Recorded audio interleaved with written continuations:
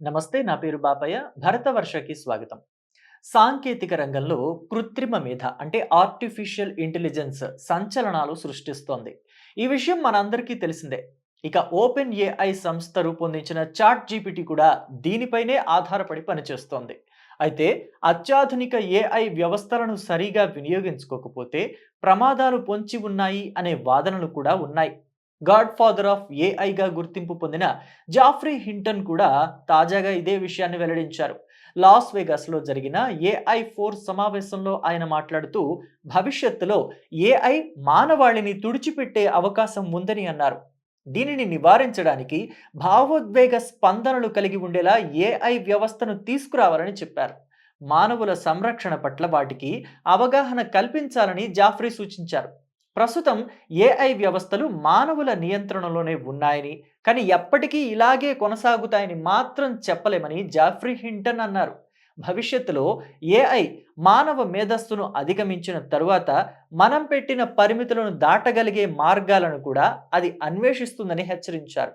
ఇటీవల ఒక ఏఐ వ్యక్తిగత రహస్యాలు బయట పెట్టేస్తాను అంటూ ఒక ఇంజనీర్ను బెదిరించడాన్ని ఆయన ఉదహరించారు.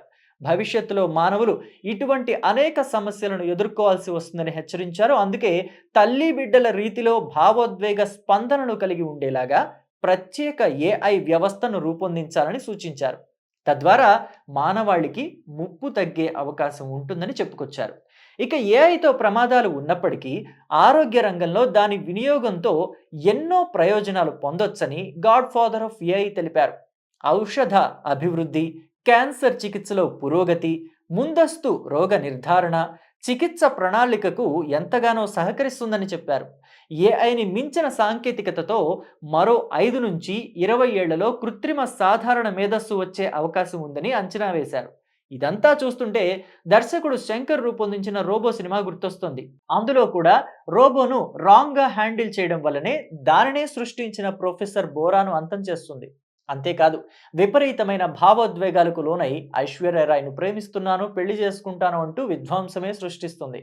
అదంతా సినిమా కాబట్టి ఎలాగోలా కథ సుఖాంతమైంది. కానీ నిజ జీవితంలో ఈ ఆర్టిఫిషియల్ ఇంటెలిజెన్స్ గనుక రాంగ్గా హ్యాండిల్ చేస్తే ఎన్ని విపరీతమైన పరిణామాలు ఎదురవుతాయి అనే భయం మాత్రం చాలా మందికి ఉంది. పైగా ఈ ఏఐ గనక పూర్తి స్థాయిలో వస్తే ఉద్యోగాలు పోతాయి, మనుషులు చేసే పనిని ఏఐతోనే చేయించుకోవచ్చు అనే మాటలు కూడా రావడంతో చాలా మందిలో ఇంకా భయం ఎక్కువైంది. ఏది ఏమైనప్పటికీ టెక్నాలజీని సరైన పద్ధతిలో వాడుకుంటేనే మంచిది అన్న మాటని మాత్రం మర్చిపోకూడదు. అతి సర్వత్రా వర్జయేత్ అన్న నానుడి మర్చిపోకూడదు. జై హింద్, జై భారత్.